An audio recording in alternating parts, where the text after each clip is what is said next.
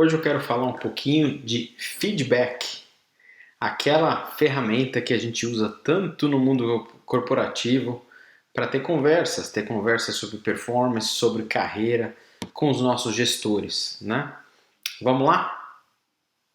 Feedback é uma ferramenta tradicional que a gente vem usando há muitos anos, né? Começou no mundo corporativo lá nos anos 80, nos anos 90, à medida em que a administração foi evoluindo, as técnicas de administração, as técnicas de gestão de pessoas, né? Onde passou a ser muito importante você construir um diálogo com a tua equipe, né? Quer dizer, a administração deixou de ser aquela coisa militarizada dos anos 30, 40, 50, onde o chefe mandava e todo mundo obedecia, para hoje ser algo que depende muito desse diálogo, depende muito dessa decisão tomada em consenso também, né? E dentro dessa ideia de uma liderança mais moderna, o feedback é uma ferramenta essencial que a gente utiliza aí no nosso dia a dia, nas empresas. Seja você um gestor de uma equipe ou seja você uma pessoa que trabalha individualmente, mas que eventualmente também tem um chefe, tem uma chefa. Eu gosto muito do feedback, eu acho que é uma ferramenta essencial, tá? Mas é muito fácil a gente se perder no uso da ferramenta. Exemplos de dificuldades ou de problemas que eu já vi no uso disso, que eu já cometi também, ou que tive gestores que não souberam trabalhar muito bem o feedback. Por exemplo, falta de transparência. Você vai sentar com o colaborador, vai falar: olha, a gente vai avaliar o teu resultado do ano e tudo mais.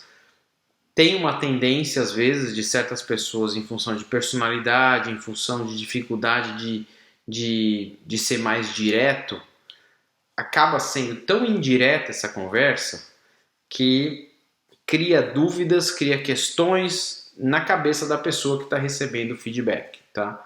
Então, por exemplo, se eu tenho um colaborador na minha equipe que eu sei que está trabalhando muito, está se desempenhando muito bem, mas tem um projeto em particular que eu participei na semana passada, que estava sendo liderado por aquela pessoa, e eu percebi que tem algumas áreas de oportunidade, algumas coisas que foram feitas ali não estavam tão claras, algumas mensagens que foram mandadas para os clientes também não estavam tão claras.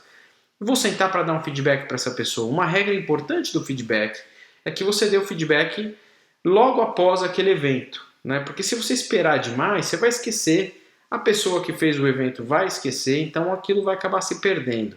Então, logo após o evento ter acontecido, sente para ter uma conversa de feedback.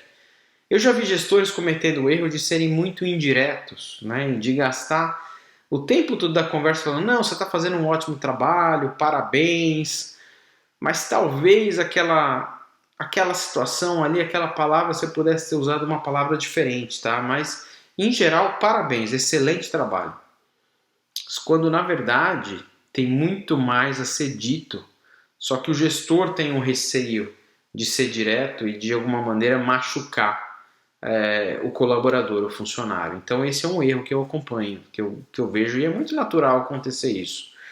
O outro erro é o timing do feedback, quer dizer, o momento de você oferecer o feedback. Como eu falei aqui, o ideal é você oferecer o feedback o quanto antes, tá?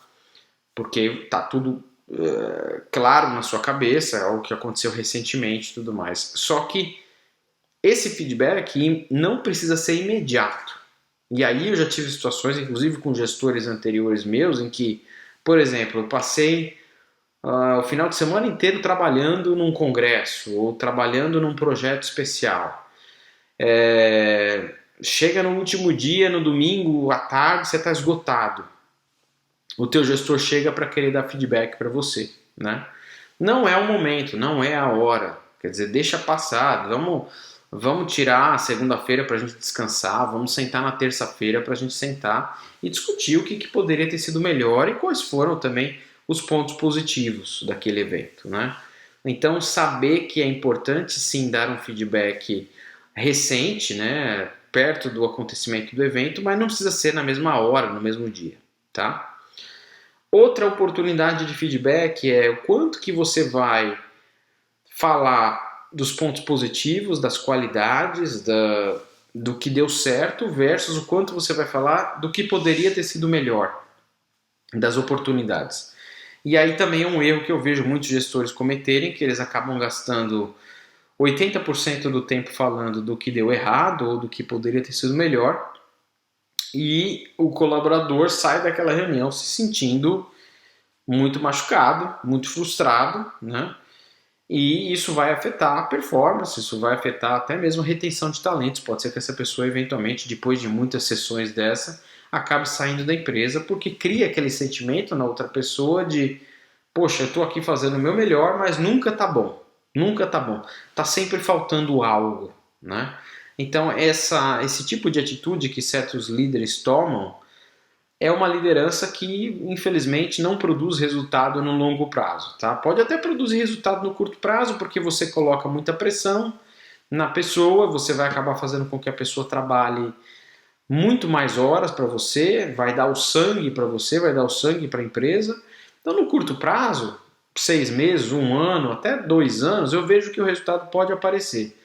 Mas no médio e longo prazo, o resultado não está lá, porque essas pessoas eventualmente vão acabar saindo da empresa, tá? E a cultura da empresa vai ficar muito machucada também. Vai começar a criar uma ideia de que não é um ambiente bom para se trabalhar, né? O desafio é que, honestamente, aqui você tem muitos desses gestores que não estão preocupados por isso, porque eles próprios vão ficar 1 ano e meio, 2 anos no cargo, e dali a 2 anos eles vão pular para uma outra oportunidade. Então, aí é que está um pouco o dilema, né, do mundo corporativo, de como que você faz com que líderes atuem de uma maneira mais humanizada na liderança, né? Sendo que você tem pessoas que muitas vezes só estão pensando no próprio umbigo, só estão pensando no próximo passo de carreira, né? Bom, então o balanço entre o que deu certo e o que pode ser melhor é muito importante, tá?